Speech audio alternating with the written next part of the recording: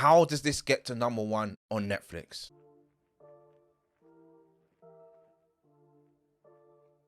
Hello everyone, welcome to the channel. Now what I usually do with Netflix is turn it on, switch to films, then go and search for the top 10. Most of the time I've either seen or heard about films within the top 10, but this time it was slightly different. Number 2 was a Danish movie, which I thought was quite strange because I've never seen a foreign language movie within the top 10. I'll be covering that on my next review. Please subscribe to the channel if you haven't already done so. The number 1 film was I Came By. Looked at the cast, no one there I recognized. Went to the director, no one there I recognized. But then I looked at the synopsis and thought, oh, this could be okay, and it's a thriller. In fact, let me just read the synopsis directly from Netflix. A graffiti artist who targets homes of the elite uncovers a twisted secret in a hidden basement, triggering events that put his loved ones in danger. So you can hear it sounds mildly interesting, so I thought, let me give this one a watch. Turns out it was a British movie, which can be a bit hit or miss, but I did in fact remember George McKay from 1917, and also Kelly MacDonald from Boardwalk Empire, amongst other things. Now I mentioned those two particularly because the things I've seen him in, I thought they've given good performances. But within the first few scenes, I thought to myself, these people cannot act. It's extremely poor.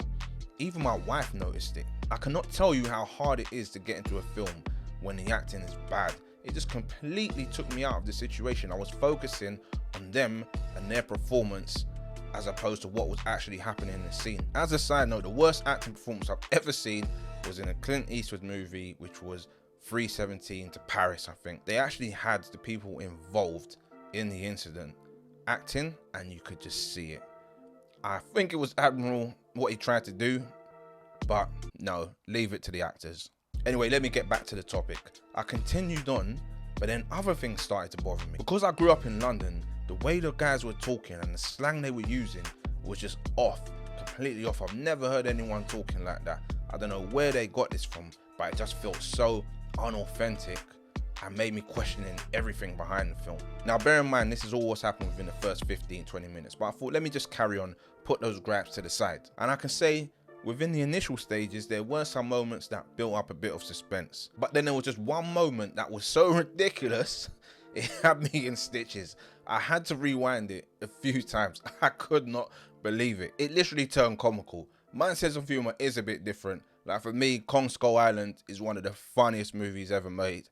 Leave a thumbs up if you agree with that. I've even had to record this part multiple times as I can't even stop laughing thinking about it, and I'm pretty certain that was not the film's intention. And unfortunately from that point on, I just could not take the film seriously at all. The film started to feel very hokey to me. It started to feel more like this belonged on TV. I could imagine this being like a 3 or 4 part ITV drama. It just didn't have that cinematic feel to it. There were multiple subplots that they never took any time to build up. It felt like they were added after the fact as a last ditch attempt to build up some of the characters.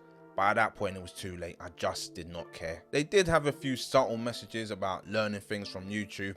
Side note, we've all got those friends who watch a couple videos on YouTube, come back and think they know everything in the world. You know who you are. And they lightly touched on themes about the rich and the poor and happiness and family, but it was just a poor attempt. In the end, it just felt like a bit of a mess that lacked direction and vision. The character development was non-existent, the pacing was all over the place, and the plot just descended into nonsense. And I just have nothing else to say. How does this get to #1 on Netflix? 1 star. Thanks for watching. Please don't forget to like, comment, and if you're new to the channel, subscribe.